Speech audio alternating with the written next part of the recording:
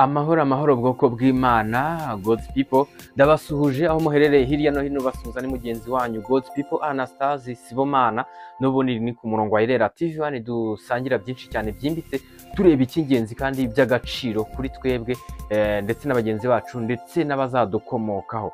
Uyu munsi turi kurebera hamwe kino kiganiro kigira kiti turimo kureba ingingo ukwiriye gushingiraho kugira ngo ubone uburyo witandukanya n'abanyabinyoma, cyangwa ingingo nyirizina washingiraho, ingingo ugomba gushingiraho witandukanya n'abanyabinyoma, dore ko uza gusanga n'ubundi abantu baza kubusanya n'ijambo ry'Imana kandi bavuga ko bahamya iby'Imana, bahamya yuko bakora iby'Imana ishaka, babusanya n'icyo Bibiliya ivuga. Noneho abo bantu ugomba kwitandukanya n'iryo tsinda mu bigendanye n'imyemerere, nk'uko ijambo ry'Imana n'ubundi ribivuga yuko ngo bavuga yuko bazi Imana ariko bayihakanisha ibyo bakora, ngo bene abo nabo kwanga urunuka n'abatumvira Imana, ngo no ku mirimo myiza yose ntacyo bamaze.